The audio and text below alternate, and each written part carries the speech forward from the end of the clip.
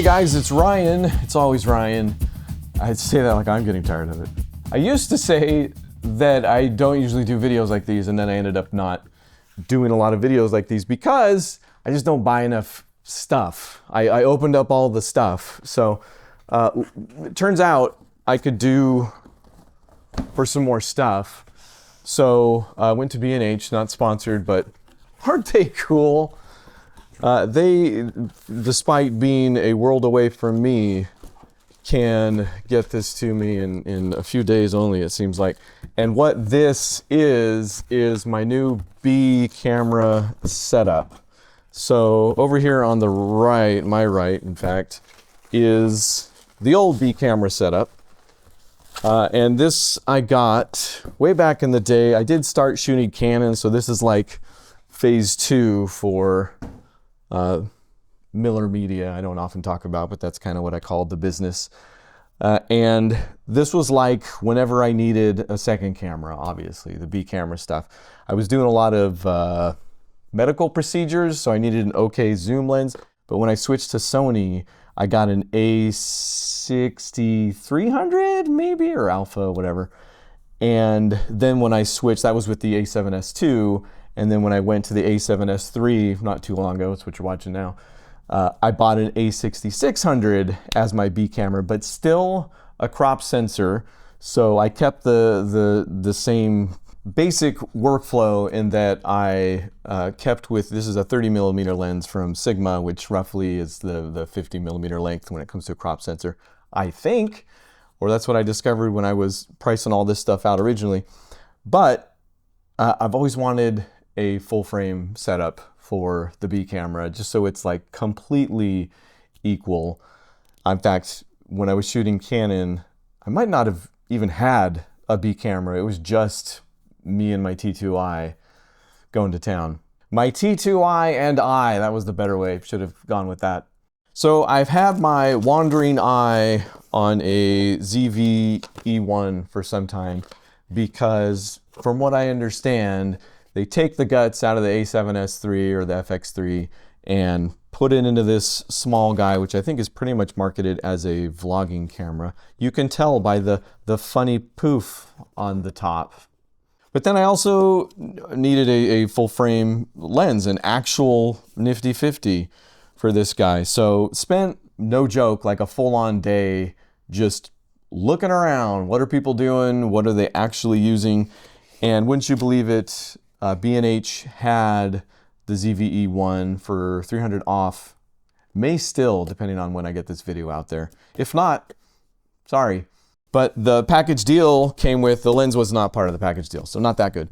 But with this SD card, a charger, I'm sure these are a dime a dozen, and then this rugged camera bag, which I won't be unboxing because I'll probably just end up selling these on eBay.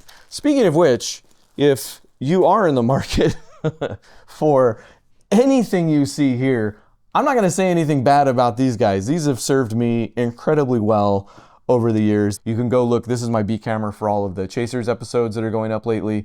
Also, I mean, if you go way back, it's the B camera for all the Let's Plays with the board games. This is the one that's doing the close-up on the board.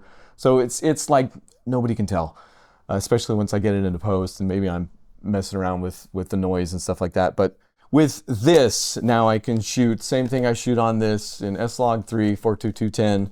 And the fact that I could get and have all of these too, because these are all crop sensor lenses, I just straight up, I probably could use them in some way. There's no real reason why I would.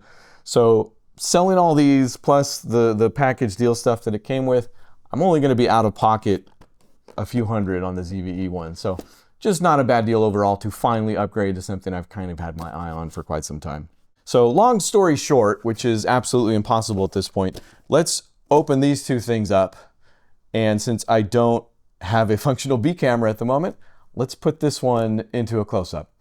And let's actually do the lens first. This is the one that took up the bulk of that entire day of research, because there's a few of these out there and I really, like, I would love to break the bank, obviously, but I don't, I cannot. So this, oh yeah, that's right. This will have, it's firmware updatable, I believe. There's the silica.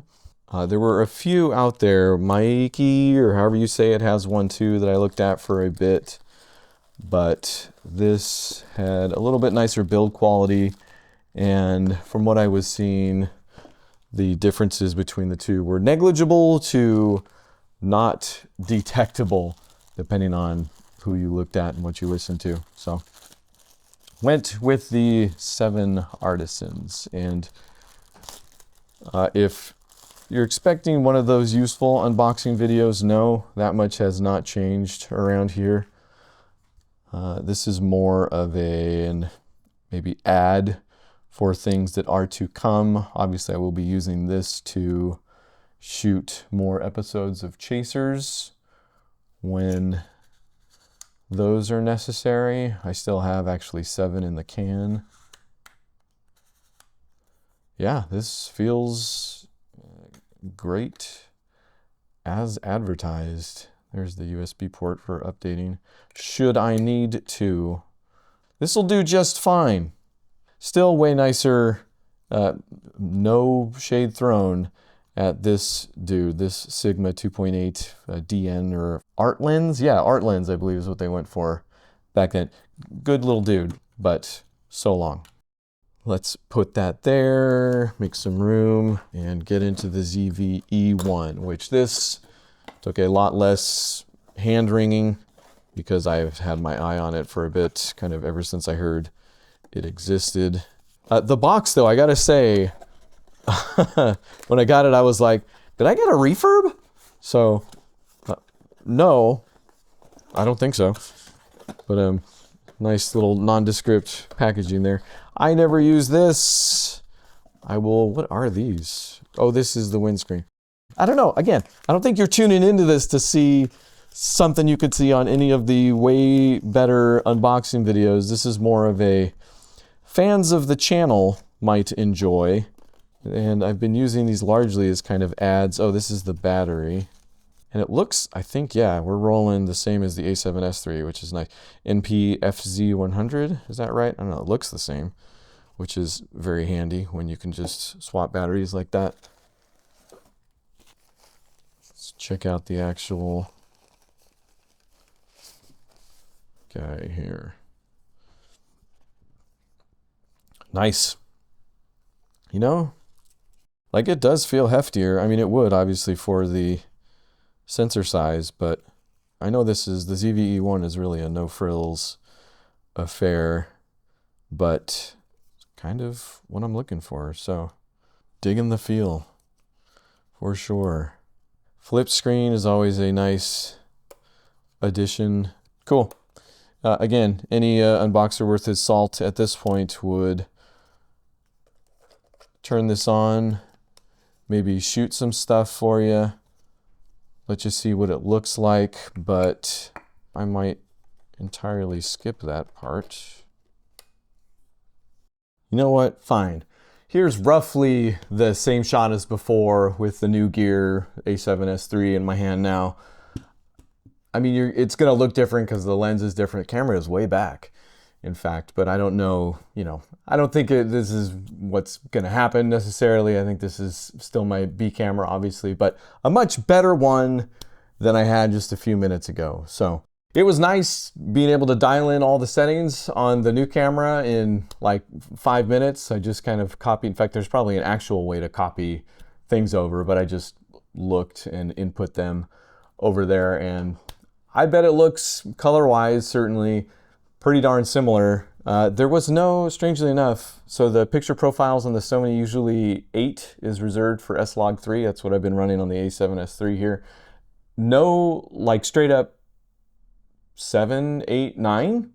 Like just no, like it skips. Like there's just, those picture profiles do not exist in the ZV-E1 for whatever reason. Like you can go to the other ones and just input the settings that you want, which is what I did on, I think, picture profile 11 or something like that. So that's weird. But otherwise, I was able to throw in one of the batteries. The batteries are the same. In fact, I was able to throw in one of the Neewer, the kind of third-party batteries into this. Works fine, comes up with that same warning that has been coming up since the firmware update that's like, are you sure you want to use this battery? It's not as good as the more expensive ones. And I'm like, yes, it is, and it's totally fine.